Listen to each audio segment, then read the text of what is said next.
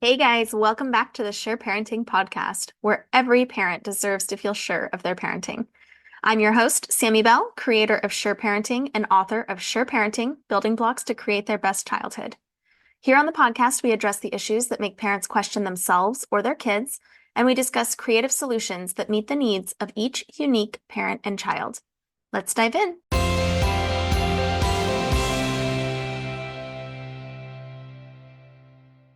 Welcome back, everybody. We are here for our Sure Parenting live interview with Sunshine, one of my favorite humans on the internet. We need to meet in person, so I don't have to stay on the internet. We've been connected for a while, but yeah. So I am so excited to have Sunshine here speaking with us. She has a just incredible wealth of knowledge in a lot of different topics, which we'll probably dabble in all over the place. But one of them that we overlap in is a sense of advocacy for our own children, being there for them and being a cycle breaker at our core.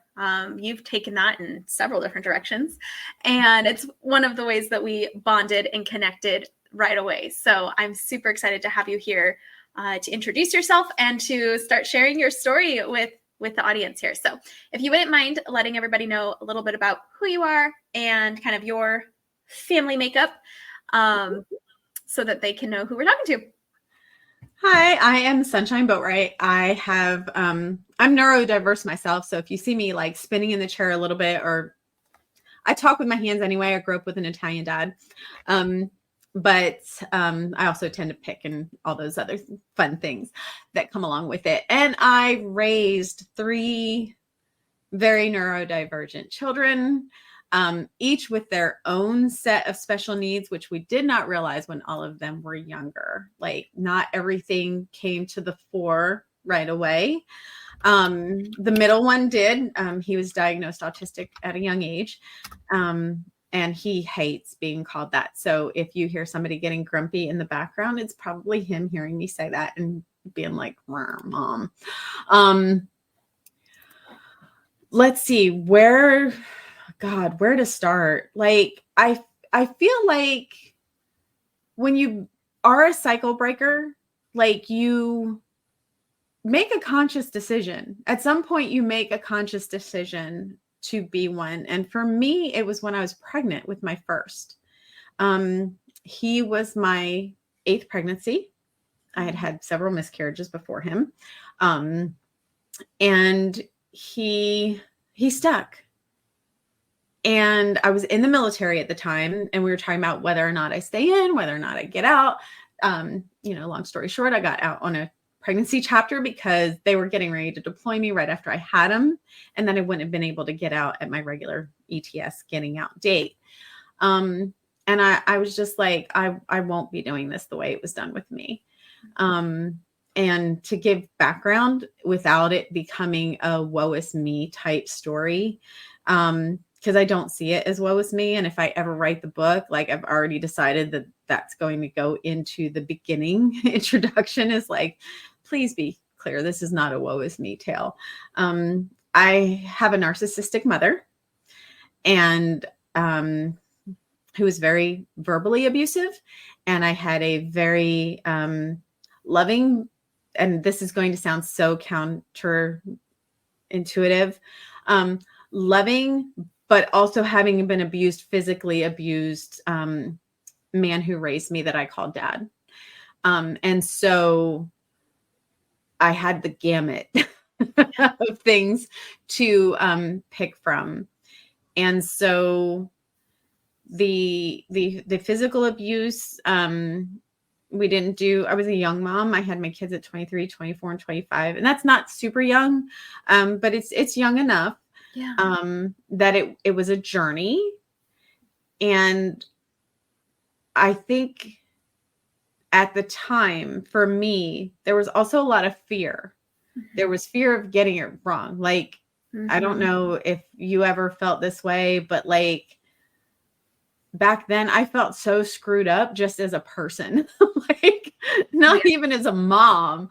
I felt like this whole internal, like, chaotic like ocean-based storm, right? And so just always trying to like, and I had my babies back to back, my first two 18 months apart. And then the third one was only just shy of 2 years and 4 months apart from the middle.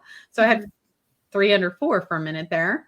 And so just the fear, I think, of getting it wrong, or the fear of not wanting to turn my kids into this chaotic ocean-based storm internally kind of thing.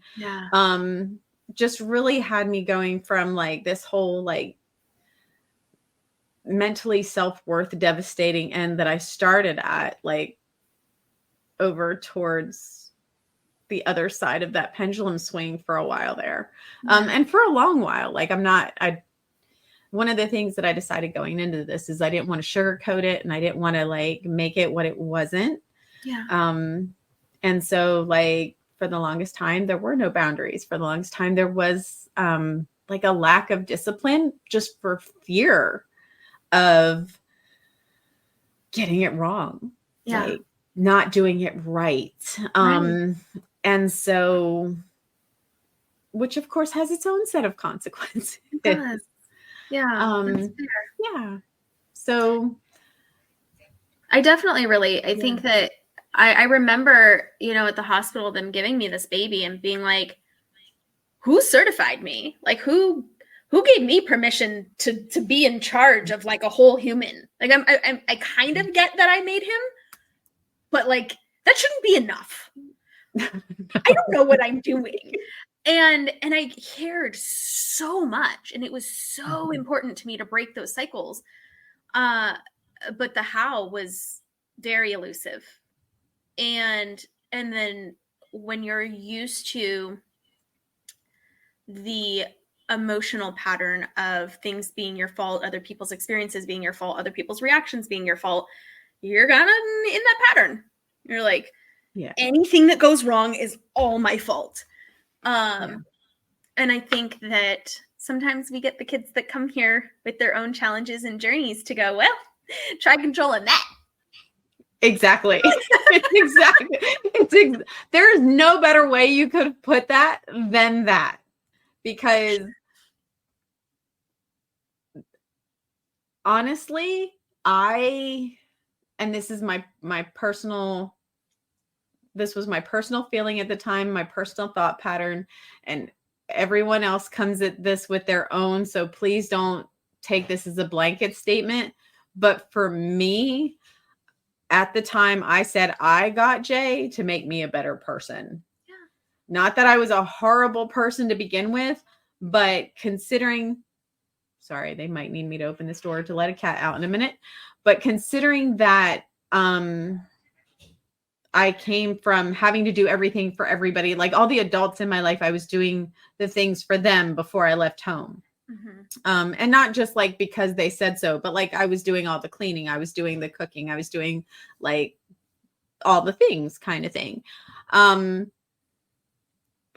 had a selfish streak for a while there. I mean, granted, don't get me wrong, growing up in the house that I grew up in, I was told I was always selfish. So I was an only child. I was selfish. I better get straight A's all the time or else, and or else was not pleasant. And me being the little rebellious streak of a person that I am was like, because I was told once I couldn't fail. And so I failed on purpose.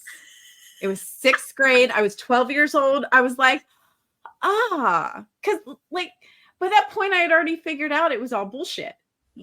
Like the hypocrisy that I lived with was bullshit. The rules were bullshit. The way that things were set up in school was like all of it, just all of it. Like I was already like clued into like what actually mattered and what didn't. And the fact that you told me that I couldn't fail means that I needed to prove to you that, oh yes, I could. I love your rebel streak. So I did. And I will say this for anybody listening: if you have a kid like this, God bless them if in their naivete, if they tell you why they did it, or they tell an adult in their life why they did it, just please listen and don't hold it against them harshly. Like, yes, like extrapolate the lessons with them, obviously. But my teacher just couldn't figure it out. It was history, and he could not figure it out because I knew my shit. And he was like, what are you doing? I know you're doing this on purpose. What are you doing? And it was like, well, my mom told me I couldn't fail. So I'm just going to show her that sure I can. He went straight to her, obviously. That didn't end well for me. The beating that ensued was severe. But the rebellious streak didn't leave. The doing shit my own way didn't leave. Thank God. And it doesn't. Like, really. I think that's the thing that parents who use those strategies think that they're going to fix this part of the child that they think is broken, and it doesn't work that way. It doesn't work that way. And we can choose to see that streak as strength and fire that they're going to need in this lifetime. My daughter has it. I tell you what, she does stuff. I'm like, for real? For real? For real? I'm going to need a minute. Yes. I would never in a million years. And you're already, she has that fire. And I know she's going to need it or she wouldn't have been born with it. Yes. This world is complicated at best. At it's best. beautiful, incredible, and chaotic and messy. And yes, I birth children who have that fighting spirit, and it's really the coolest thing ever when I'm regulated. It's and when we're not, it's like, oh my God, are we gonna survive? But I asked for this. I asked for kids that felt safe. I asked for kids that thought for themselves. Like, and that's the thing. Like, I purposefully raised kids that would think for themselves. Now, since the oldest is left home and the other two are still at home because the special needs run deep. So deep. The some of the thinking for himself has left the building, but he does do his own research and things and all of that. And so I'll just gently remind him, like, hey, are you checking sources? Hey, are you going really deeper? Like, let's go a little deeper down that rabbit hole. And then you'll find this, this, and this. And then tell me your thoughts on it, because I really would love to hear them. Yeah. So, like, I mean, we just had it's so funny. This is like the second time today this conversation is coming up. But, like, we had a debate on writing in books. And I was saying earlier, I was like, look, I resolved all my childhood trauma about how you do not ever desecrate a book, ever. But like, I'm writing in the margins of books and it's a conversation with the book. And he was like, no, because then the next person, I said, the next person's issue is not my problem. Like, this is my book. I paid for it. If it goes to them, it's still not taking away from their thing, because then they get to A, see the point in the book, but B, they can argue with the book or agree with the book, and they can also argue with what's in the marginalia for or against. I love getting a book that has little annotations. I think it is so, I buy books at thrift stores a lot. I find it's like, I feel like I'm touching this energy of a person through time and space. Like, this is a little part of your soul that you felt so compelled to commit to writing in the margins. That, like, I get to peek into and see something about you and how you see the world. I just think that's so cool. So, I never really wrote in books. I never really thought about it, but I've seen that debate, like, just go wild on social media, and it always cracks me up because I think it's so neat when I do find something like that. I don't know, it's fun, and I think it's great when we have those conversations with our kids and they get to have their own opinion. My oldest is soon to be 11, and he has very strong opinions about some things. And it's really interesting to see him develop the skills to support his opinions. Yes. And I love that. And I told him before, I'm like, we don't have to agree. We can have different opinions. And that doesn't really make either one of us wrong necessarily. We just see something different. We have a different, goal, or we have a different experience that then colors that situation. But that's the study, It's to see, how did this opinion form in me, and how did this opinion form Mm-hmm. in you, and what Yep. can I learn through that process? And being able to do that with my kids, I find to be really fascinating. We have a lot of different religious beliefs in our family, like origin. And so that can be a really interesting discussion. And then each of my children have their own beliefs, which is really, really interesting. And of course, like those can evolve and change over time. But it Mm-hmm. is so cool to me to see them considering things, and like reading something and then considering that, and reading something else and considering that, and making connections between, fiction and nonfiction and mythology. And it's just, Yes. but yeah, I want the free thinkers. I want the people who can analyze and then reanalyze and then reanalyze, not from an Yep. anxiety place, but from an I'm always learning place. And A so, growing and evolving place. yeah. Yes. And I think that that's really a core value in our home. So I can't be shocked when my kids are like, well, I disagree with that. I'm like, gonna have to hear that out. Because sometimes they have a really good point. Sometimes they really do. And I personally have a belief that our children choose us for reasons. And my oldest came to this earth to teach me that I do not get to control everything. Yes. And that is Same. ever evolving journey. But I'm really, really grateful for that. And then, I think that my youngest, my middle, gosh, my kids are so fun. My middle he's this little spirit that has so much of my chameleon, where he can go play with the littles, he can go play with the bigs, but like he has really firm lines in the sand. And it's like a light switch. It's like totally agreeable and pleasant, and then absolutely will not cross that line. And to watch him be able to be agreeable, but also really firm in what matters to him, is like this life experiential lesson for me. Because exactly. I used to be so agreeable, and boundaries were so hard. And part of my journey has been like learning to have boundaries and be like, well, you don't have to like them. These are mine. This is how I get to be safe.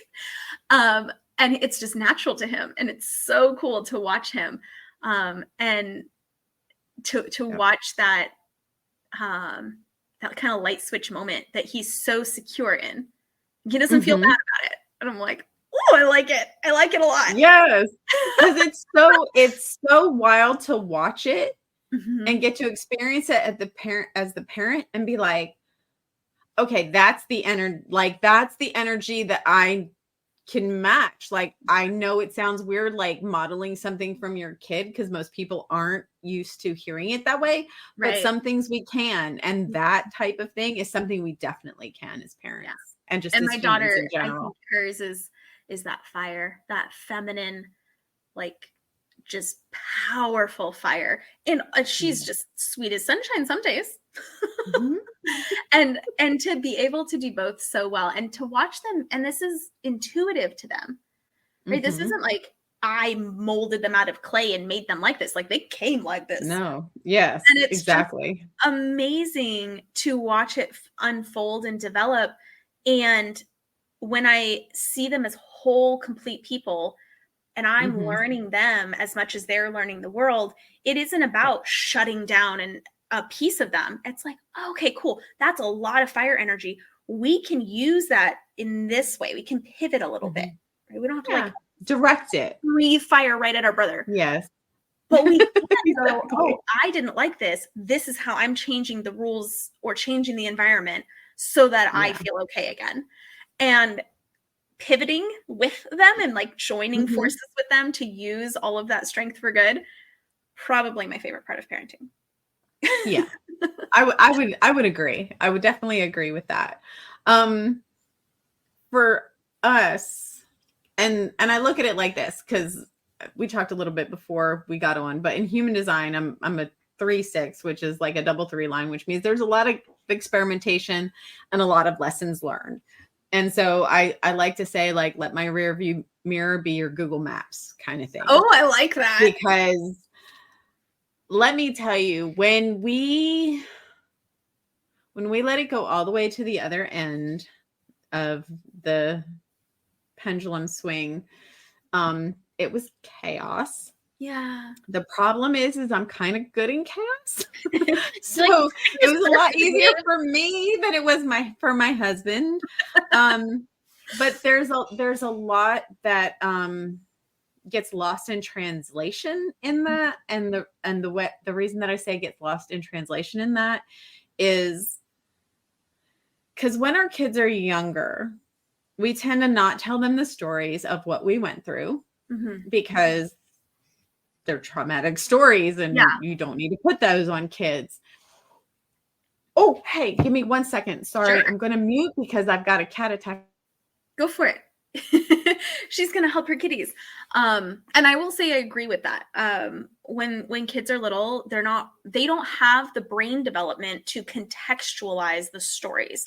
So they don't think in the abstract. They don't know that people are multi-layered and have all of these different parts of themselves. And it's simply too much for a very young brain to process. So we're not wrong for doing that, but there are unintended consequences, which I think is what you're getting to the next stage. So go ahead and take over. Yes. So and here's the thing, none of us got into parenting expecting like an award or expecting acceptance or anything like that. That being said, there may come a point in the teen years where as they're finding their way and as they're like growing their independence, and this happens a lot, even like in homes where you feel like you've done everything right, or you feel like you've done the best that you can, or you feel like you've done exactly whatever that means or whatever that looks like for you, where in the natural occurrence, this is a natural thing that happens with teenagers. It's meant to happen. It's healthy for it to happen. You want it to happen, where they are really, and it's not quite the same as the what's called the terrible twos, and which we all know is an oxymoron because it's not really the twos, it's the threes where they go wild. But but a version of that comes around again in the teen years, where the autonomy is pushed, where the you don't know anything, you're just the parent, comes out a lot. And there isn't a when the pendulum swing goes all the way over to the other side, it's very easy for the child to feel ungrateful, or like their life was still so hard, even though you did everything breaking those chains to not have it be that.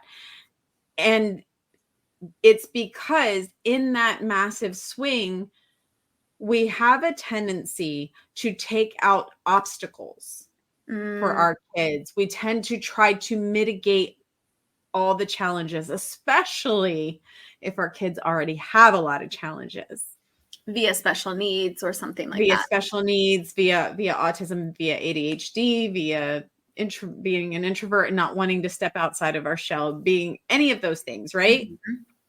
And in doing so, like hindsight being 2020 and all that, and not just the year, like, I hate that saying now because it's like you can't even say it anymore without people being like, oh, don't say that because that year sucked. But like there's the tendency to remove the challenges. And I think what I learned from that is it's healthy to still allow the challenges to be there, or at least enough of them to be there, right, so that they have something to overcome. Yeah. Because if not, it's very easy to fall into a victim mindset when, if you look at the whole picture, it's like, what, are you kidding me? Not just you yourself as the parent, but other people that know and love them and are close to the situation would be like, dude, I'd have killed to have your parents growing up. Like, you just don't even know. And I really do feel like allowing for those challenges helps them to problem solve, helps them to think critically, helps them to understand that not everything needs to be handed to them on a silver platter as much as we Absolutely. want to, because we're parents and we love our kids and we want Mhm. to give them the world. And we can give them the world. I'm not saying don't do that, but what I'm saying is, while giving them the world, also allow for the natural challenges to still be Mhm. there and let them overcome them. I completely agree. One of my top sayings is, I believe you and I believe in you. And Mhm. so, yes, I believe you. It is really, really scary and hard, and you don't want to do it, and you hate that you have to do it, and this sucks, and it's awful, and whatever the things they're spewing, right? And I Yes. believe in you. I'm not going to do it for you. I'm not going to take Yes. it away. And obviously, there's certain things that won't apply to, but we're talking, my kids are going to need to do state testing this year. That Mhm. sucks. It's annoying, and it's okay. We can do hard things. We can do challenging things. Yes. We can hate the things that we sometimes have to do. But we're going Yes. to I'm going to approach it with the mindset of, sure, it can suck and be terrible and horrible and no good and very bad. And we can do it anyway. And I believe Yes. that you can do it. And I believe that you can challenge yourself to take that one next step, even though you hate it. Mhm. And see, okay, I did that step. Well, then can I take another step? And I do not give two rips about this particular test because literally nothing rides on it. If they just have to take it, they could go through and Yeah. bubble C, right? So like that helps because I don't have like stake in the game. Nothing bad's gonna Mhm. happen. So I want to acknowledge that that's kind of a unique place to be as far as a challenge. Yeah. But my oldest has already said, like, this is dumb. I don't think I should have to do it. Fair enough, man. But you also want Still to do got to do it. things, and the state has requirements in order for you to participate in programs where they'll give you your school funding. Then Mhm. you have to take the test. It's kind of the exchange. And there's activities he particularly wants. I'm like, guess what? It's paid for by you Yes. taking some test. So I can agree with you and I can hear you and I can validate you hating it. And I can still hold at the same time that we can still get through it. And I think Yes. that there is a temptation, especially when our kids feel really upset, to be like, okay, well, we just won't do it then. And that is an Mhm. option in this situation. I could choose to withdraw them from the program, not take the funding. And if it was going to be like a lifelong detrimental traumatic thing, then I would. But it's not. It's just a But hard thing. it's not. It's a hard thing. Yeah. And we can get through hard things. And I think that we have to at least be willing to consider, is this something that I'm removing an obstacle that they could have the experience of, my parent believes in me and thinks I can do hard things and thinks I'm capable and strong and can overcome. If we're removing all of those, like you said, there's this sort of like, well, now my expectation is that there shouldn't ever be a hard thing. And Yes. as we know, that is not life, That's not and life. Yeah. that doesn't mean go make up hard things to shove at your kids to prepare them for life. I No. give you There's hard plenty that'll come their way. exactly. Yeah. And I think that you had touched at the beginning of that segment about normal adolescent development requires that our children start to differentiate themselves from us. They have to Yes. find the places where they're different from us, where we don't get it, and I put that Yes. in quotes because it's a common phrase, not because I'm mocking Mhm. them. No, And exactly. they need that part so that they are brave enough to go take on the world. The world is a scary thing. Yeah. And also, the reason it mimics threes is because 3.5, there is a period of disequilibrium that is very overwhelming and it is Yeah. very intense. And then during adolescence, their emotional brain has this massive growth spurt while their Yeah. prefrontal cortex just keeps tortoise and hare, Chugging along. right? The little tortoise. And the hair is taken off. So they Yes. do genuinely feel things 10,000 times stronger. That's a made up number, and they don't know why that's happening either. They really don't. They It's really don't. And I've said before, teenagers need us just as much, if not more, Mhm. than kids in the toddler stage did. Yeah, Because they there's do. so much push in the younger years before school age where it's like, oh, I need to be there for my kid until they go to school. Mm-hmm. And I get it. Trust me, I get it. I mean, we ended up homeschooling, but I still get it because they went to school for a short period of time. And that being said, they also need the shit out of you while they're teens because, oh my God, the navigation and they of need you to be all of those so big feelings and all of those big events and all of those Mm-hmm. things, as they're differentiating and as they're oftentimes sometimes pushing you away during that differentiation, I feel like our job as parents is to be that tether for them. Mm-hmm. So like We're home if base. you've ever played tetherball where the ball is attached to the pole, like we're that tether, we're the pole, and that line there, like it can be an invisible line so that they can be cool and they can be like whatever and like they don't feel like mom, Mm-hmm. but at the same time, like you're there. You are definitely that pole. You are standing strong in the storm because the pole stands strong in the storm. Yep. The tether may not, the ball may like waver or whatever, but the pole stays strong. Yeah. I think that's a great analogy. What we do as parents. And life is knocking them all around, you know, God, and we have a tendency to be uncomfortable with feelings. So then adolescence is terrifying because there are like so many feelings. And so when we practice that beginning part of their childhood, getting really deeply grounded and comfortable with our feelings, with their feelings, with people's feelings, it's not so alarming. It's like you are, you know, distressed, and I've seen you distressed, and I know that you can handle distressed. So I don't have to panic. I get to be a support system. Yes. I get to be here while you navigate. And I believe you that this is heartbreaking. And I know, I don't have to say it even, but I know that we're going to get through this. And that certainty provides an energy to your support where you're not putting your anxiety on them to stop feeling that way to make you feel better. Yes. And when kids they did a survey of teenage boys, and I want to say it was either 79 or 84% of them wish they could talk to their parents about their feelings. And I'm not surprised. That's a high number. I mean, I'm not surprised, but I was like, that many said it. I think that was a little surprising. But it was anonymous, and they felt like of all of the things in their team, they could deal with, you know, the parents want them to get whatever grades, and they have pressure from their coaches and their teachers, and they're dealing with it. But what they really wanted was to be able to say, this is actually hard, and have somebody not tell them, you should see what real hard is. You wait till the real world. It is hard for them. This is their real world.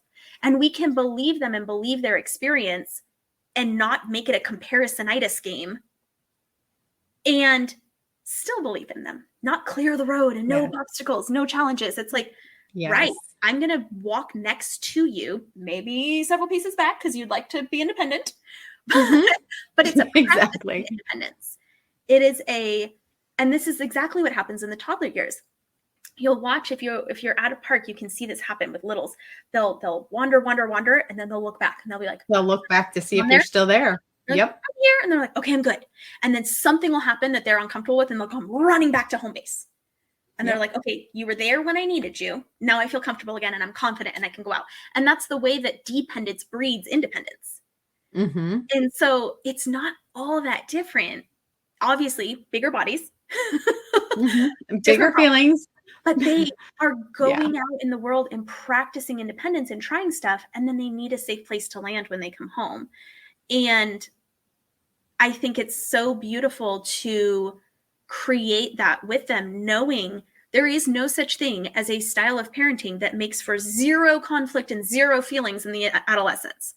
I think sometimes as cycle breakers, we get a little bit idealistic. We're like, well, if I just parent right, again, whatever that means, then they'll be always 100% cooperative, and we'll just have a beautiful, like, kumbaya Hallmark movie kind of moment all the time. That's not human, though. No, it's not realistic at all. All the feelings. It's not realistic at all. And as you touched on, when you said, like, this is what I asked for, when we actually feel safe, we feel even more of our feelings.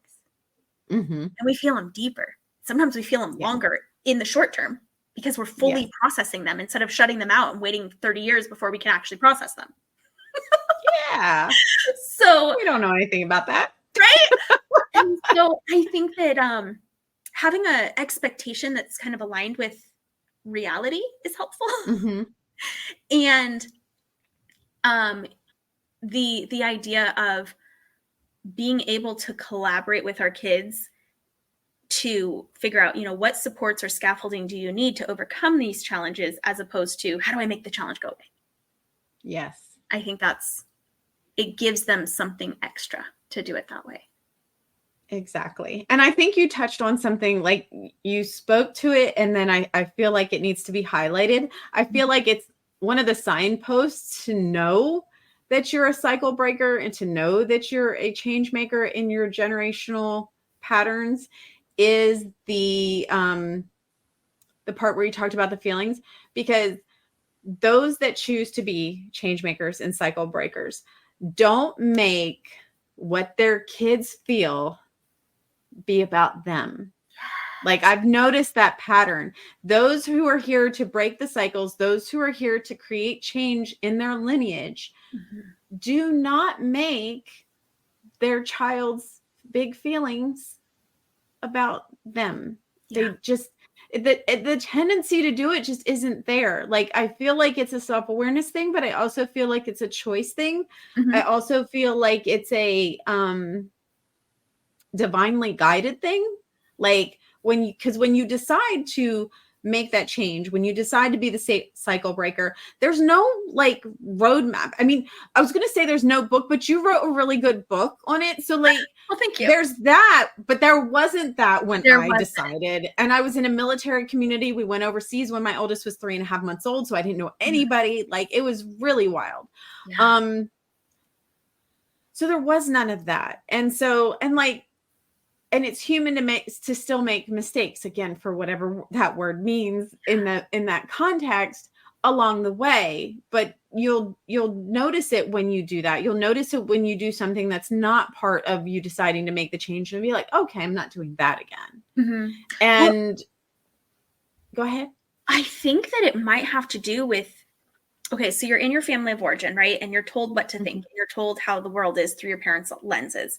And in change makers and cycle breakers, there's this little kernel inside of us that never goes out, that is like, but is it?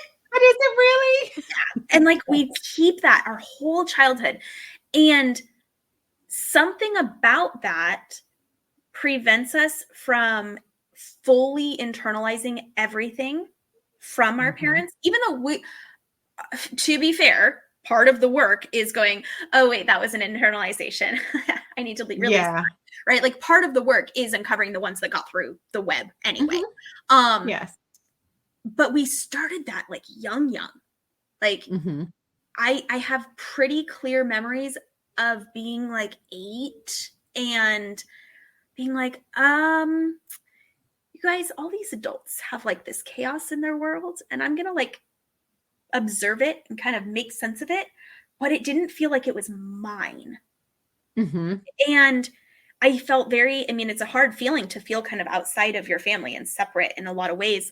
And I felt crazy sometimes because it's just how my brain protected me. But I think that tendency sort of laid the groundwork so that when I was tempted to be like, oh, what did I do wrong? Going, wait a minute.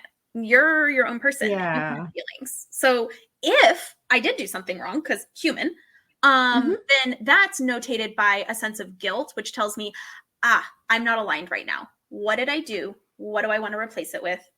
Mission accomplished. I can let that guilt go. Yes. But that doesn't make me responsible for fixing all of my child's feelings. And then the child that I was gifted came into the world screaming for hours on end. So I really had to let go of the idea that there was some magic thing that I could do to make him always be happy. That didn't exist for us. And, you got to learn that super early. Yeah. And that was hard. It was hard. And so I don't intend to minimize that experience for folks, but knowing that being able to differentiate for yourself too, and being like, okay, what is actually mine and what is theirs? And if there is something that I'm doing that is not aligned for me, I can do something about that. But if I'm aligned, then the random lady at the grocery store who's judging me, okay, that's not really my problem. Yeah. Nor is it really a problem that my 2-year-old is shrieking because I won't give him M&Ms right now. Like, we're grabbing dinner, we're eating dinner, we're not getting M&Ms today. He's not happy about it. He doesn't have to be happy about it. He's allowed to be angry. She's allowed to judge me. Yeah. I'm going home and making dinner. We're all in our own little bubbles here. Yep. Because at the end of the day, what somebody else thinks of you is none of your business. Mm-hmm. Yeah. What somebody else thinks of me is none of my business. And trust me, plenty of people have thought plenty of things about me and trying to throw them my way.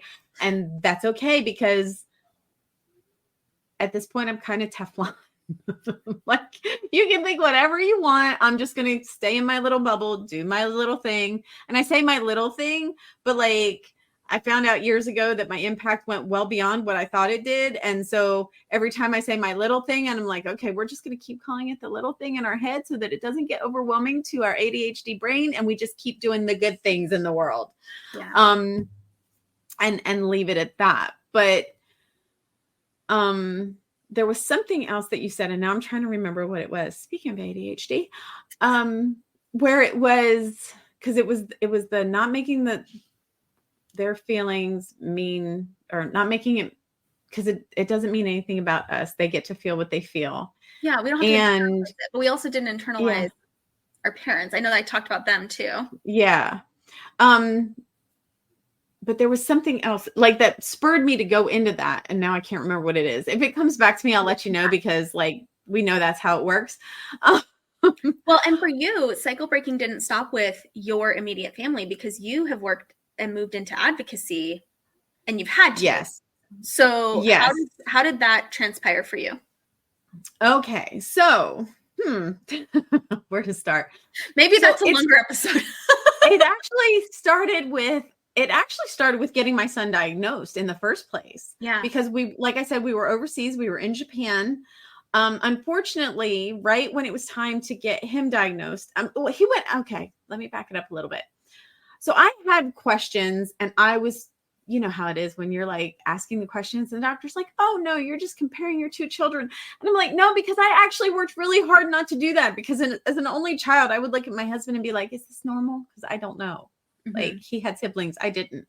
Yeah. And I'm like, yeah, I don't think it's just whatever. So we went back to the States for a visit, and like, you could literally do the pots and pans thing next to his ear and he would not turn. And I knew the boy could hear, but we got him tested for hearing. We got him tested. And that's when we started to see. But me, because you got to remember, this was 1999 when I first started questioning things. Mm-hmm. At that point, all there was out there was Rain Man. Yeah. So when the autism word came up, I was like, what do you mean he has autism? Because that's how they said it then, is they have autism. What do you mean he has autism? He doesn't have autism. He's nothing like Rain Man. Yeah. Like, that's just how I like. But then I went on Amazon, because there was nothing in Japan. There was nothing in Japan on any of this. Nothing. So I went on Amazon. I bought a few books. I started reading them. And I was like, holy shit, this is my kid. Mm-hmm. And so I was like, I told the because at that point he was seeing a speech pathologist and a social worker that would come into the home for developmental delays. Mm-hmm. And so I put everything in air quotes when it comes to this story. Sorry, that's just how I roll. But I was like, no, I want you to redo everything, because like I've done my own research, and like, definitely autistic, like definitely. There's no two ways about it now. And they were like, okay, we'll make a list. So I still have a notebook that is me writing down all the things. And they were like, oh, well, we need him to see the developmental psychologist, but unfortunately the developmental psychologist just PCS'd out of country, and there's none here at our base, and there's not one at the Navy base. So we'll get you to see the one at the Air Force base. And the one at the Air Force base, for whatever reason, had a hair up his ass and would not see my kid. He would come to the base. I found out later he would come to the base and see somebody else's kid, but he was like, oh no, he can wait. But he couldn't wait, because there were services stateside that had an age window. that you could move to the state, because I had researched what states pay for ABA, which states have services for my kid that I can, because it was cost prohibitive for a young military family. So, and this is a moment I get to hold the juxtaposition of not being very proud of and simultaneously being very proud of myself all at the same time. And I think you'll understand it once I break it down. I found out he was coming to the base that day. And my husband, to his credit, my husband's captain, the commander of that company, called this man's office and said they need to fit him in while he's here. Mm-hmm. And they told that man, you're not in charge of us. You're in the Army and we're Air Force and you can't tell us what to do. And he then conveyed that to me. So I went to the battalion, which is above the company. For anybody that doesn't know military, some people do and some people don't. So I'm just going to give the breakdown. Battalion is above a company. So I went to the battalion because I was going to speak with the XO. I knew that, like, it's a small base in Japan. Everybody knows everybody. The sergeant major was going by, or was it? No, the first sergeant was going by and was like, hey, Mrs. Boatright, are you okay? I was like, I need to speak to the battalion commander. Like, I need something done. And they're like, oh, well, we're getting ready to go into a meeting. Like, he blew me off, but in his defense, he did not realize the state I was in internally because my outsides did not match my insides in that distinct moment. Right. And in the building he went. And I proceeded to flip the fuck out right there in front of the battalion. I was like, you don't have time? You don't have time? That's fine. I have time. I have so much time. I have plenty of time. And granted, I'd already had my daughter by this point. So, like, somebody was with my kids and I was going to go kill a man. Like, that's exactly what I said. I said, he's going to see my kid or he's going to die. Like, this is just going to happen. Like, I'm sure that probably would have been classified as some kind of mental break in that moment. Right. But I was done. I was done being stonewalled. I was done my kid not being seen. I was done not having the diagnosis. I was done not being able to take him back home stateside to get him help. Yeah. I was done with being pushed aside. I was done with his needs not being valued. Right. So I had lots of explicatives and just a complete meltdown in front of the battalion to where the XO came out and was like, are you okay? And I was like, I am not, but I'm about to be, like, I literally told them I'm about to be fine because I'm going to go kill a man and everything's going to be okay. Like, he's going to see my kid or he's going to die. I'm going to drag him out of the school. I mean, I'm from New Jersey. I was in the military myself. I'm not afraid of anything. Oh my God. So, like, I'm not afraid to go to jail. I wasn't afraid. Like, I already knew somebody who'd killed somebody over there in Japan. Long story, not going to go into it right now. But, like, I already knew what the Japanese, like, penal system was for it. I knew my chances weren't good. But my kid was going to get his diagnosis and somebody was going to take him back stateside to get him help if it wasn't me. So I was good with it. Like, I'd made my peace kind of thing. Uh-huh. And that's how I started advocating, is, like, with fighting for my kid.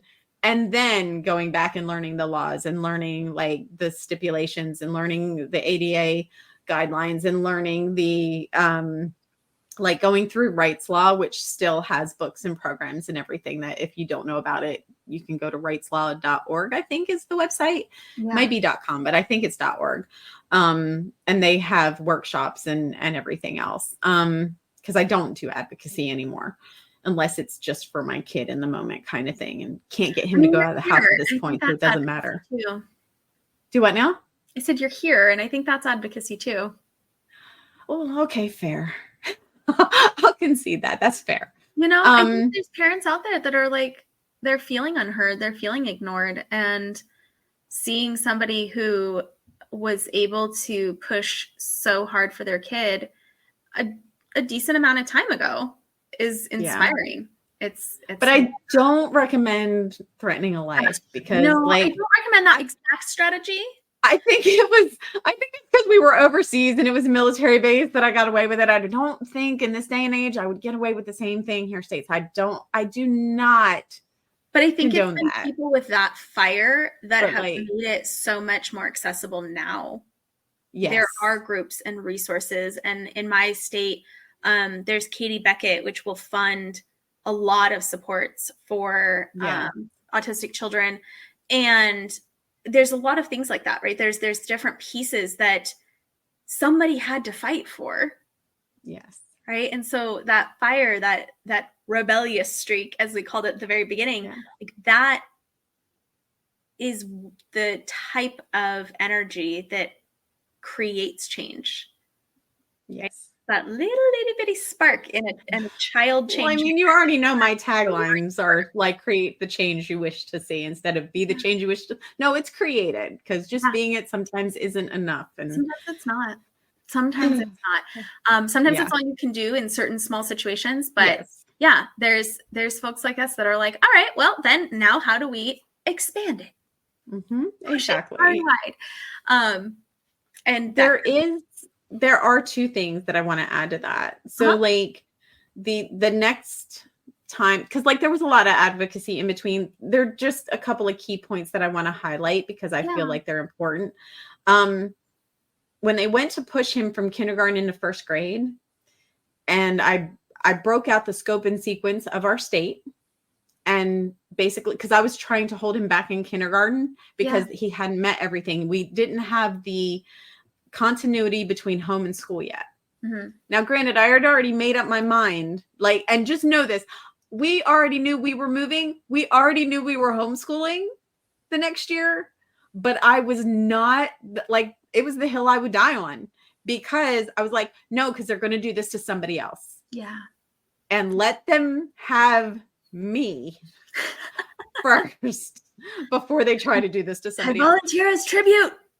It was before that movie, and it was exactly that. And I still haven't seen that movie. They made that movie after you. That's all. But like I broke down all the things that he hadn't done yet, and a lot of them he was doing at home, but he had not done them at school. And again, not advocating this, but I was like, they said, Mrs. Boatright, you don't know, he may never be able to do that. So when I make those posts on Facebook where I'm talking about where they said he will never be able to do that, it's these types of situations where I'm sitting there across from the teachers who, by the way, told me to go advocate for my kid, and then had the nerve to say, Mrs. Boatright, you don't know, he may never be able to do that. And they had to grab me from jumping across the table, because you don't get to place limitations on my child. No. But I definitely, anytime that somebody is advocating for their kid, like, I just want to put this out there. Anytime somebody is advocating for their kid, use the resources available to you to make your case, the scope and sequence, anything that is pivotal or mandatory for school, like have documentation already, like make notes in a notebook, do all those things, or in Notion, because it doesn't all have to be in a notebook now. Just something that you can take to the school, or that you can print out, and you can print it out by doing a markdown in Notion. So there's that.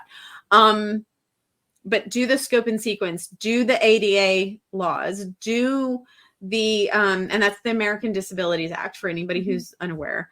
Do it in such a way that they can't argue it with you, because if you ever say that you feel something or that you know something, like, I know a lot, I intuitively know a lot, I am psychic in a lot of ways, and I'm able to predict things. That does not matter when you're advocating for your kid. The only thing that matters is what's already in law. The only thing that matters is what's already in the scope and sequence. So use that data in your favor. Yeah. Don't be afraid to go in there with suitcases full of precedents, because I did that too. Yeah. Like, let them see that you know your shit. And I think that, thank goodness for the time we live in now, that there's so much more awareness and caution. Dave Peakley, I think his name is, he wrote all of the Captain Underpants books. He was told that he'd never amount to anything. He was told he was stupid and he'd never be able to do anything. And he's written dozens of books. And look at those books. Yes. Here's the thing about those books that just like kind of brings a tear to my eye. They are written in such a silly, obnoxious way as far as an adult perspective, right? But these are the type of books that take a young child from, I hate reading, this is hard, this is dumb, this is stupid, to, can I read another? Yes. That's the level that this man's ripple effect has made in the lives of children around the globe, from a teacher who told him, you'll never amount to anything, you're dumb. excuse me? Yep. As a former Again, teacher, do not place. you don't get Yes. to say that ever. Yes. You know, and how interesting that mirrors what we were talking about before of just getting rid of the obstacle rather than believing in the child. Instead of saying, you know, okay, this is an extra challenge for him. What kind of supports can we give him to help him develop these skills? And maybe he won't, but we can't just stop trying at 5. Yeah. You know, and I don't know, Exactly. there's obviously exceptions to every rule. If you are, I don't know, I'm not going to even try to make them, but there are, I know there's families, I can think of them in my head that are like, no, because this thing my kid can't do. Okay, that's fair. You know, that that's not the same thing. But Teacher.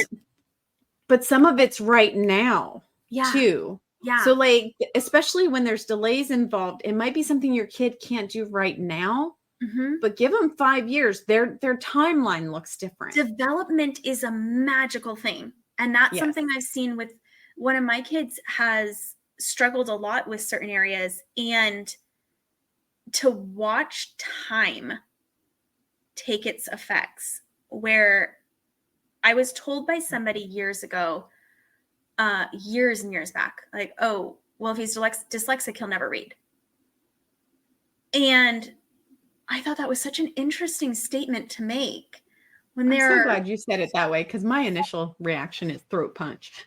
Well, yeah, I don't know. It's a whole backstory, but I was like, what an interesting statement to make about somebody so young when there are so many adults who are dyslexic who read. It might not be an easy thing. They certainly might prefer audiobooks, which is fine.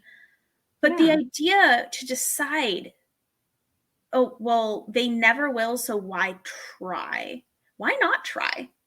Yeah, that's never made sense to me. Yeah, and so to be to see him now, it wasn't Captain Underpants for him. It was Dave the Villager. So there's a Minecraft super fan who started writing all this fan fiction and published. Oh, then it's game over. Yes. And he went from, this is the hardest thing I've ever done. And he wanted to. This is the thing, though. This child inspires me so much, because as hard as it has been for him to learn to read, he wanted it so badly. And he would push and push and push.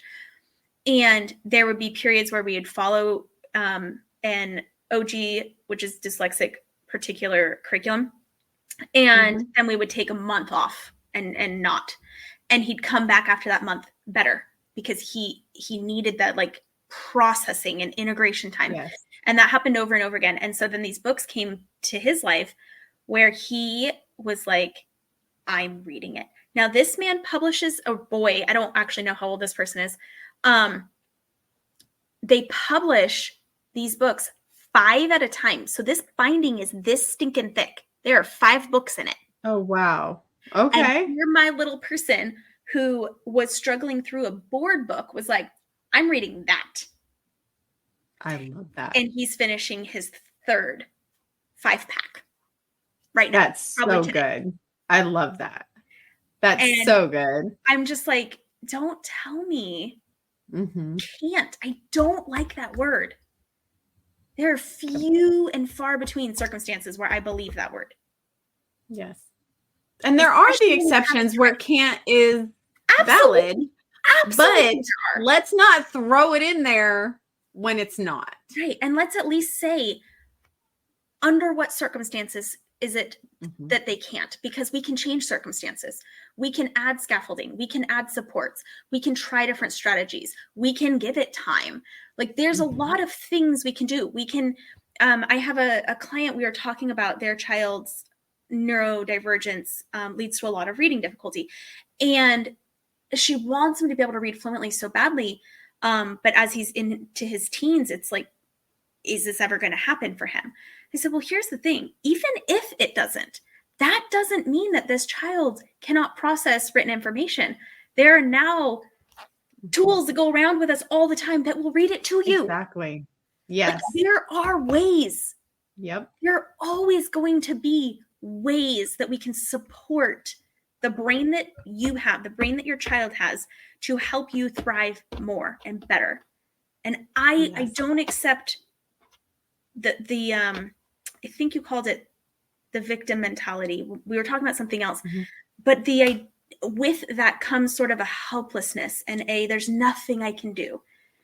There's always something, some angle. And that's where my ADHD is very beneficial, because it's like, okay, here's the problem. Here's 47 different options. Let's see which one. Yes, exactly. I was going to say, because we have all the different angles that we approach it from, which actually better helps the child. Yeah. And so it might not look the way that it looks on paper for somebody else. Doesn't mean I'm going to give up.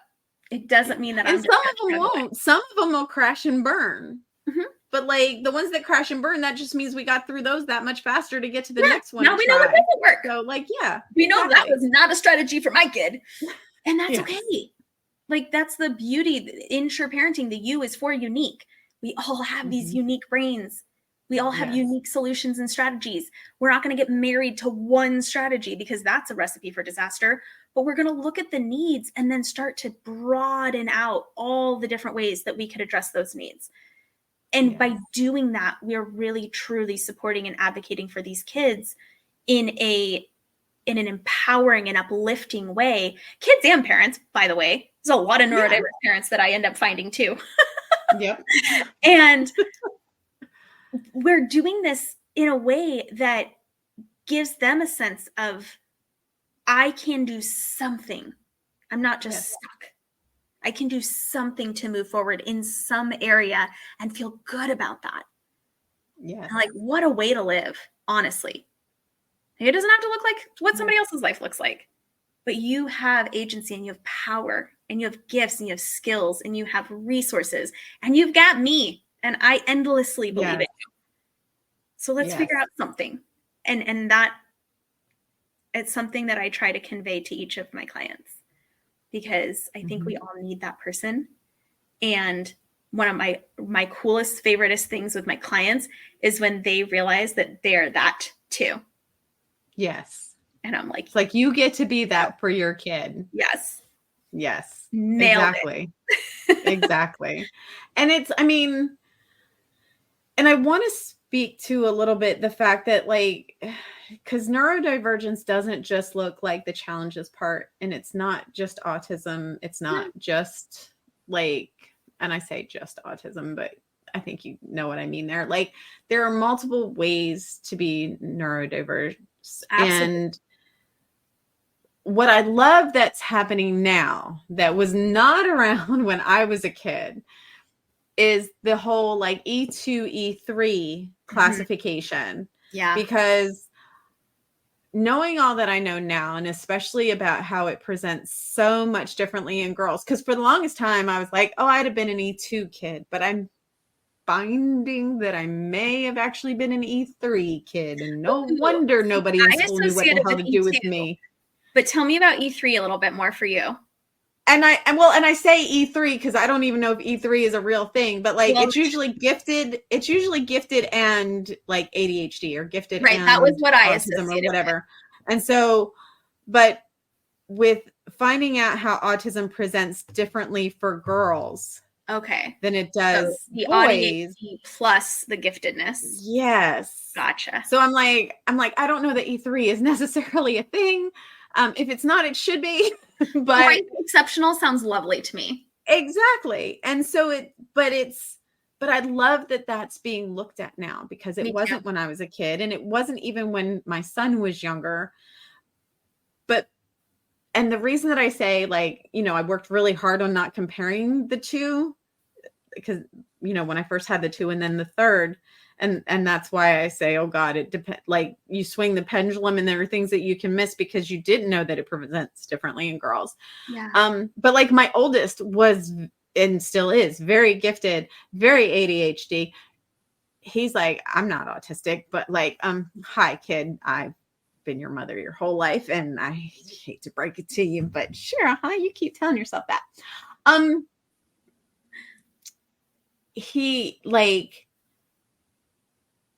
He was reading letters and forming words, like with blocks, at 18 months. Hyperlexic. Like doing math equations on the wall at 3 years old. Like, very. So there were like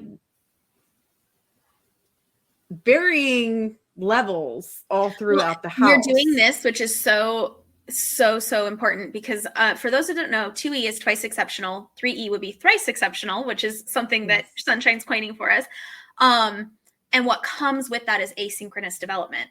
So while all of their brain power goes to this hyperlexia of like, I can spell and read at 18 months, their physical development, they're like not necessarily walking as well as their peers. And you're like, you notice things that are different, or their emotional, impulse control, self regulation, emotional regulation, that's what I'm going for, is significantly behind their peers.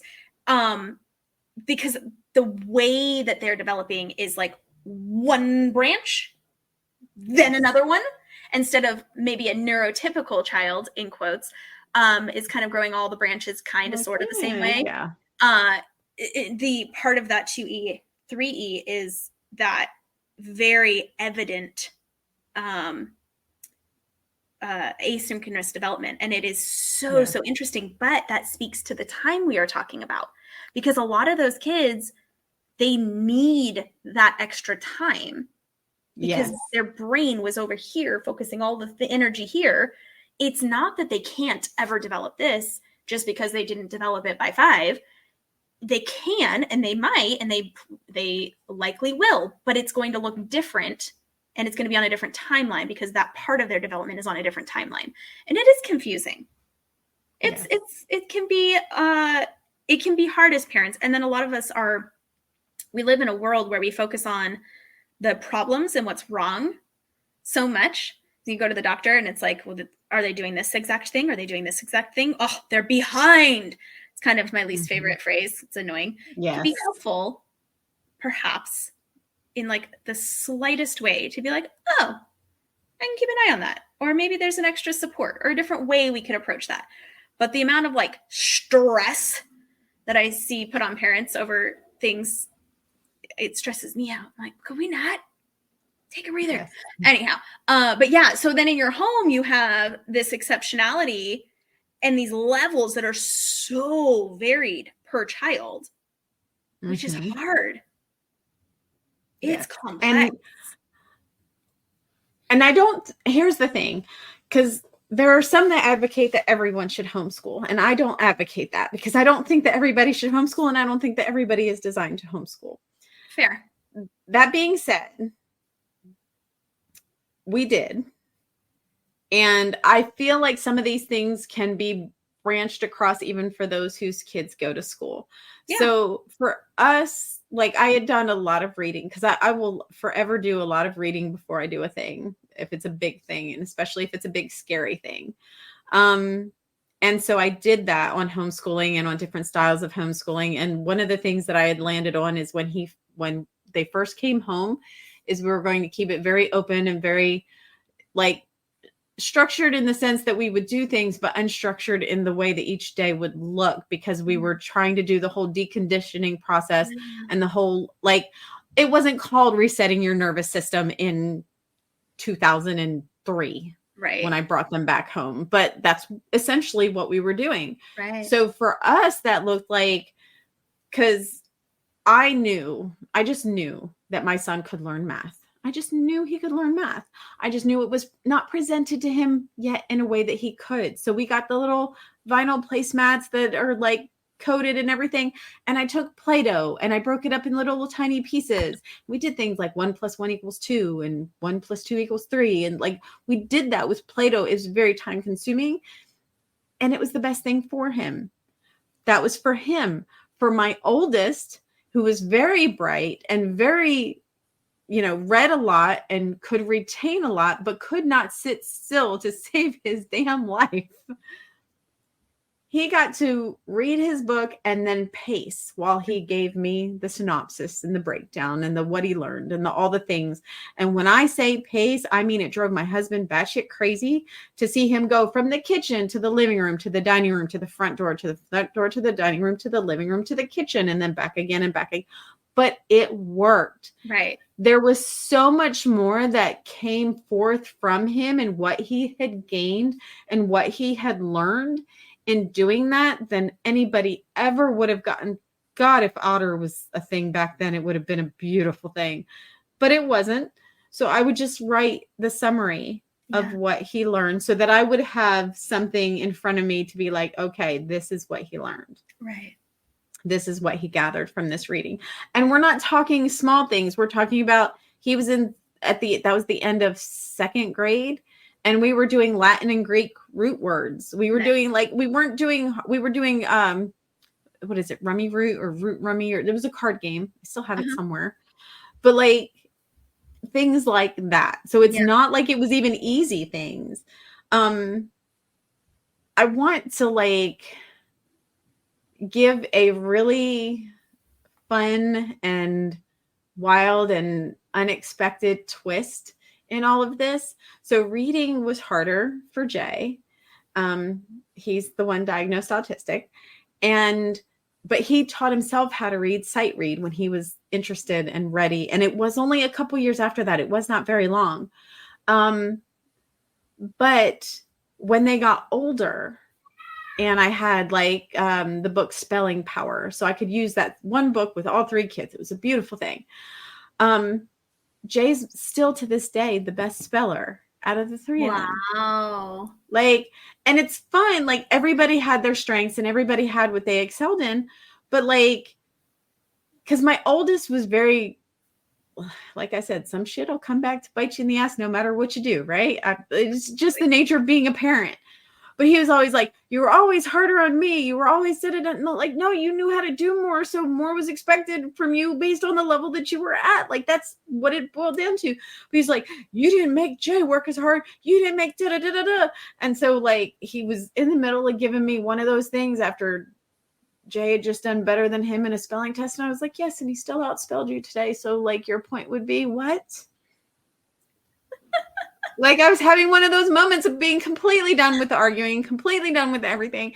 And I didn't the afterwards of that was like, Sunshine, you shouldn't have said that kind of thing. I don't do that in my parenting. So that was definitely a weaker moment for me. We all have moments. But guess what? It got him to shut up real in the sense of, oh, wait, not that I was trying to get him to shut up, but for him to actually have to think about what he was saying and think about maybe there was a reason behind it. Maybe things were done differently for each child for good reasons. And that's a topic we talk about in our family because of all of the different levels of everything. We talk about, it's not going to be the same for everybody. Everybody has their strengths. Everybody has their challenges. I have my strengths and challenges, and I point those out a lot. And then we go through and we're like, this person's focused a lot on this right now. This person's focused a lot on this right now. And it can be really hard for a kid who, and I don't know if Jay experienced this or cared, but to watch your sibling be better, across the board or seemingly across the board. And it didn't start to show in bothering him per se until he got older. As he started to become more aware of the differences, then it started to bother him. Right. Yeah. And so we really, because that has come up, especially my youngest is obsessed with letters and words and sounds, and she's 4 and reading CVC words. And she at 3 would bring me a whiteboard and be like, how do you write? And have me write it and then copy it. She just loves letters. And my middle has struggled so much, and he's doing fantastic right now. And I celebrate that with him a lot. But for a period there, it was is she going to read before me? She's 4 years younger. And I think that was a really fraught path to try to walk with the 2 of them, where I'm nurturing this child in their strengths and supporting this child in their challenges. And it's coming to a head. And then the Dave the Villager books he just took off with. So that was a little bit of but part of the preemptive input to dealing with that was everybody has their strengths. Everybody has their challenges. Everybody that is ever going to learn anything is going to start off not knowing. And so wherever you're at on that path, that's where you're at today. We'll be at a new place tomorrow. And showing them and letting them see me study things, letting them see their dad take classes. He likes to get like college seminars for free from different universities and take them for funsies, and like letting them see learning, not just on them, because we homeschool. I don't know if I've said that yet in this interview. So there's a lot of opportunity for that, and letting them see us struggle and letting them see us get frustrated. And it's not just them. It's not just because you're a kid. It's because you're a human, and learning stuff feels challenging. Some stuff feels really easy to learn, and other stuff feels like brain melting. And that's part of it. Sometimes we can still do it. We can still keep moving. Sometimes our steps we're taking are these big, but we're still moving. And we just keep doing that. And I think that there was a point where that was really helpful. And then what happened is that the child who struggled so much with reading, which is decoding, is the best speller. He's being good at encoding. And so, but then the child who will read, like he'll take his dad's books off the bookshelf and just read them because he likes to read at a higher level.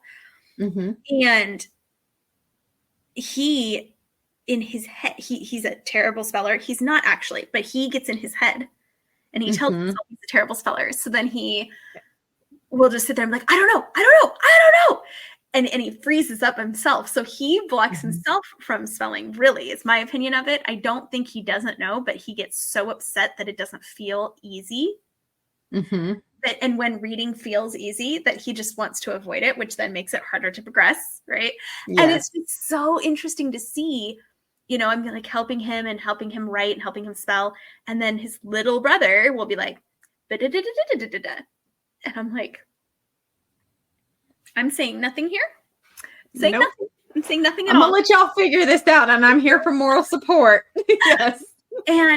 But it's so cool because what ended up happening is that he realized, as I kept saying, everybody's at their own pace, everybody's learning their own things, it became true. So now it's not so threatening that the little sister is starting reading. It's like, good for you, you know? Yes, exactly. You get to acknowledge their strength without making it a bad thing for yourself, kind of thing, as the child. Right. And we talked about earlier, this is not something I'm going to hide from them and pretend doesn't exist. It's a challenge. It's a thing we're going to notice. Some people are better at us than us at certain things. It's a thing. We don't have to be the best at everything. We need to know where we're at and where we want to go and move in that direction. And we can choose to look to the side and see what somebody else is doing, or we can choose not to. That's really a choice. If we find it motivational, sure. If we find it depressing, maybe not. Well, and I feel like there's also, and especially as kids get older, they start to see it, and you start to come back more towards the happy medium side of things, of where they can be like, well, I can know that this sucks for me, and I can see that it's easy for them, and I can be like, oh man, you suck, but like not in a bad way, but then in a, oh God, I wish it was that easy for me too. Without making it a bad thing for ourselves and without not accepting it and all of those things. And I mean, I do that to still. This day, I was just going to say, to this day, I'm still like that with my husband. I'm like, the fact that you can just be like, I'm doing a thing and be great at it from the get makes me want to strangle you some days. It's like, seriously. But it's fine because, like, again, my strengths are his weakness, and that's where we get to meet in the middle. And so like it'll serve them, like learning that now will actually serve them as adults and in their relationships as adults, and that is a beautiful thing. Like that is something extraordinary to witness. And I got to witness that in April. So my youngest has social phobia, like diagnosed social phobia and some other things going on. And they got invited to be in a wedding with their peers. We bought the tickets to St. Louis. We booked the rental car to St. Louis. We did all those things, but then like my ankle was bothering me and they wanted to drive. And so all the non-refundable things are just non-refundable. And I drove to St. Louis and back in a weekend. Oh my like kind of thing, like over 4 days, 4 days. It was so worth it though, because I got to witness inside of that and this generation right now, this Gen Z generation is a whole other animal. And I feel like, because I'm Gen X, and I feel like okay, so the TikToks are funny and blah blah blah. And I said blah blah blah on purpose. But I feel like we do a disservice in the whole like Gen X, Gen Z war type thing that makes for entertaining TikToks. Yeah. Because I got to witness within that friend group how a Gen Z friend group navigates the strengths and weaknesses and delivers. What are you doing down there? Which cat is that? I've got a cat at my feet, like just dragging down the blanket. But witness like how they support each other and how the navigation of those friendships work. And it was the most beautiful thing I've witnessed in my entire life. I love that. And I've seen great beauty in this lifetime. So for me to see that and say that is saying a lot. Yeah. I didn't share the pictures on social media because other than like they don't have their name and all of that on social media. So like I didn't share it on Facebook and all that stuff. Sure. I just shared with like a couple of close friends that I got the okay on.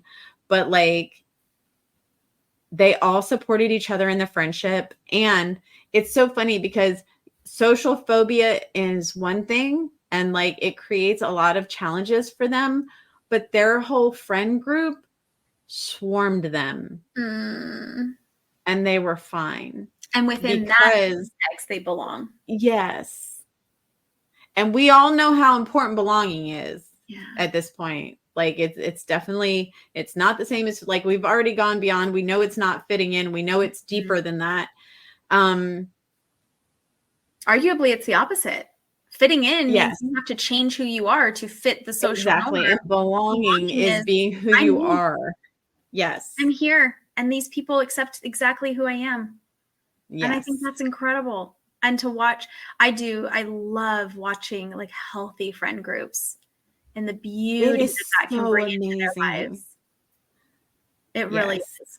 Yeah, I think anytime we paint an entire generation with a broad brush, we're going to fall short. Like, yes.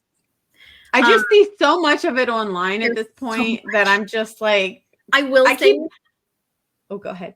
I will say, I have a bone to pick because I just found out that apparently thumbs up is the new FU. Thanks to I felt that way. No, you know what though? Here's where I'm going to reel that one back. I'm so glad you brought that up because I was thinking about that earlier today because I was like, if I ever made a TikTok, it should probably be that one because I felt like it's a fuck you since way before Gen Z said it.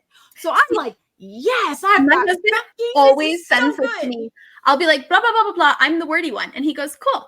Like thumbs up. And it's no big deal. So he sent that to me. And the very next like YouTube short that came up was somebody like screaming at the camera, you are rude and you're insulting.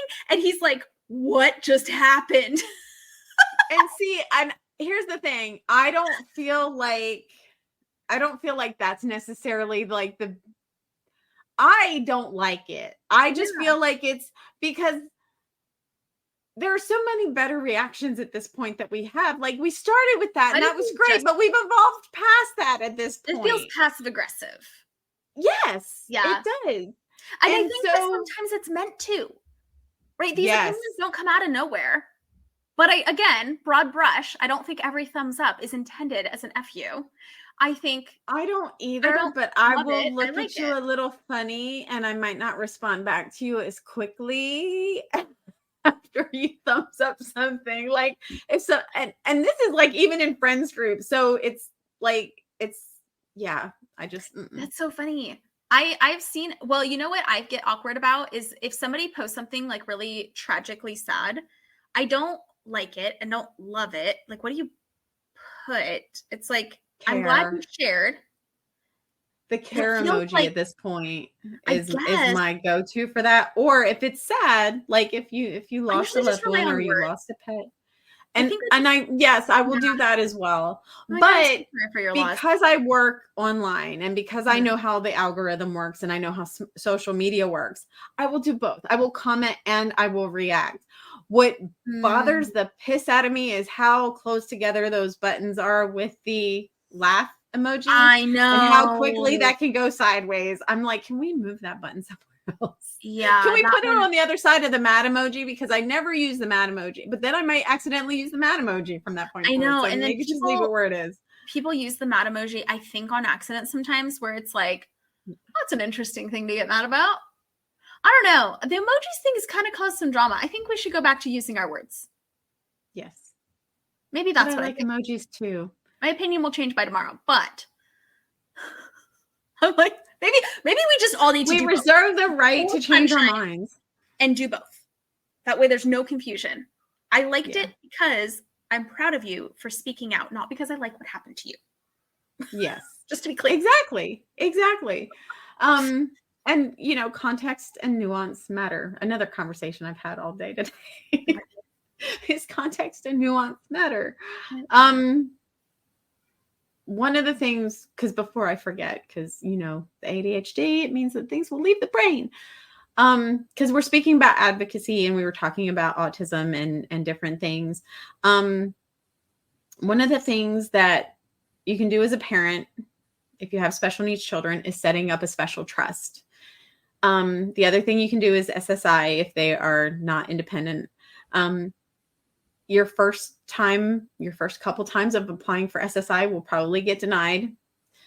You can you can look at MetLife. MetLife has legal plans. MetLife has legal plans that are like $22 a month. Wow. These legal plans have lawyers that know how to do special trusts. Nice. And setting up, because apparently what I didn't know until we went to the MetLife lawyer is, and it's not a MetLife lawyer, it's a lawyer that accepts MetLife, just to be clear, so that people don't think like it's just some shuckster on MetLife or something. The insurance lawyer. Yes, but it just means that they take that and what your coverage is. That's right. They will set up a sublease for your child or your adult child or whatever, because for SSI and the like, it helps to show that there are expenses and that your adult or your whatever is expected to help contribute their portion.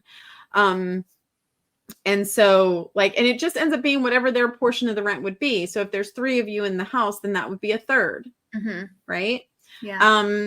And that goes for rent, that goes for utilities, that goes for internet if they use the internet. Yeah. All of those things. So they will do an itemized breakdown of a sublease and all those things, and you have to show what their portion of expenses would be and all of that. And that helps get the SSI. Huh? And that helps them to get the SSI. Yeah. Well, that is supposed to. We got denied right away. And there's an SDSSI or DSSI. I can't remember what it was called.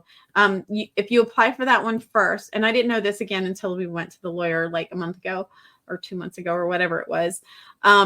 We initially went when I broke my foot and I still wasn't very mobile yet. So we didn't go back and turn it in and we had to redo everything.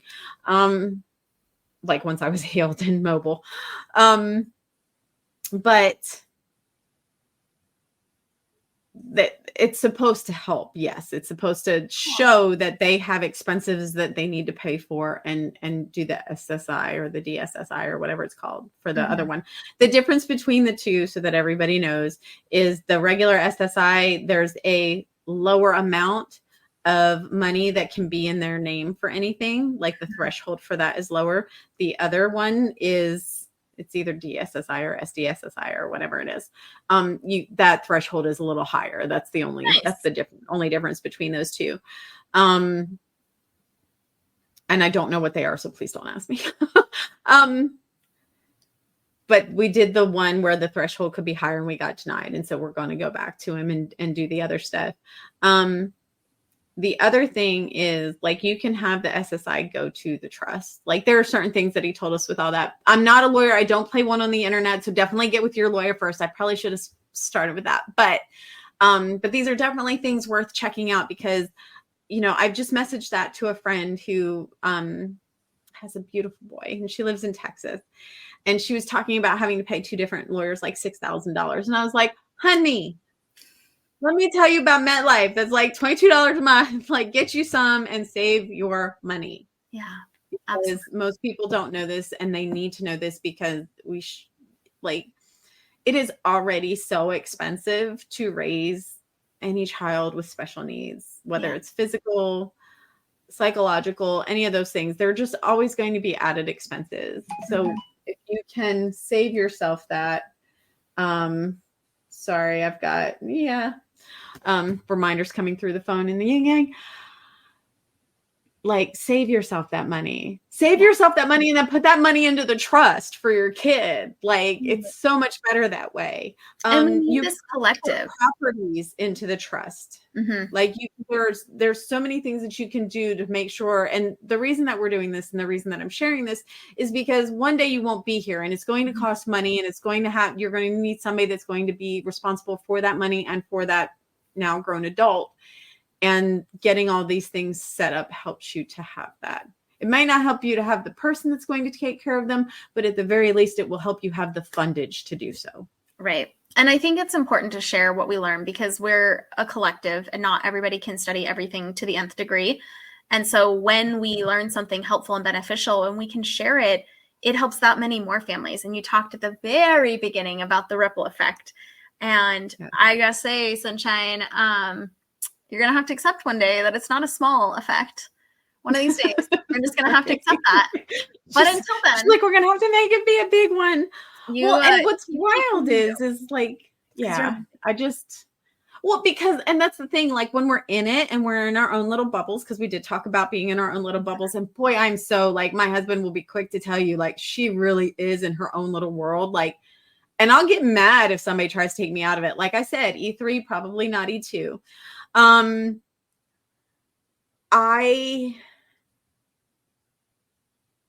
Unless somebody reminds me, I forget.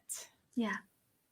And when you have trauma from childhood, and so I also know that there's CPSD involved in my, when I went to get my ADHD evaluation, the counselor talked to me about everything. And when we were done, she looked at me and she said, "Are you still in contact with your mother?" And I said, "No, I am not. I have gone no contact for the second time."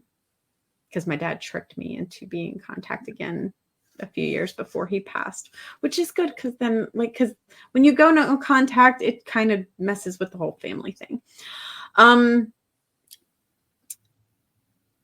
They said good. Yeah. And for a counselor and therapist to say good that you've gone no contact, it's not the validation piece that most people might assume is like, oh, good, you were validated. I told my husband, I said, it wasn't the validation piece for me. It was the guilt. Because you still feel the guilt, especially when you're told, like, when you're groomed as a child, if you don't have anything nice to say, don't say anything at all. But that person says horrible, mean things to you to the point where you try to kill yourself at the age of 14 for it, kind of thing. Like, deconditioning the guilt piece is really hard. So having the therapist, like, I was good with my no contact. Don't get me wrong. Like, I was good with it. Life was easier. Life for my kids was easier both times. But, and if my mother finds this on the internet, you will know, because there will be a comment under your YouTube video, just so we're clear. But the guilt piece of that, that inner good girl piece. And it's funny because I was having a conversation with someone the other day and they said something about inner good girl. And I said, oh, I think I finally killed that bitch. So that was, And it doesn't mean that because I have a big heart and I want good things for everyone, including my mother. Like, I want healing for her and I want good things for her. I just don't need to subject myself to the verbal abuse anymore. Mhm. The guilt piece is such a beautiful weight that's lifted off. Yeah. Good. Like, I'm glad. after the fact kind of thing. Is, I think I we guess, should the do a whole easiest way other to describe episode it. on no contact. We can. We don't have to get into like personal, but like I think there's a lot of people, or maybe it's really on the boundaries you need for you, including up until no contact, right? Yes. What does it mean to kill the good girl? Mhm. Because I do think there's a lot of people that are navigating that journey in what any one individual person needs that's unique to them. And I think people get real judgy around the idea of no contact. And all I can say is I'm glad. But there's a long journey that leads up to that. Yeah. Well, okay. For me, there was a long, let me take that back a second. For me, there was a long journey that led up to that. Yeah. For most people, it's not a one and done thing. It is a very hard decision. And that's why I think we should talk about it. We should go into it. We have surpassed our hour. Whoops. Sorry about that. Can't believe that happened with the two of us. But I think that I think there's a lot there. And I think that it's a conversation that a lot of people need to see and hear, because they feel like they're alone in it, and they're not. They're really not. They're really not. So we will continue to let your ripple effect impact our audience. Thanks so much, Miss Sunshine.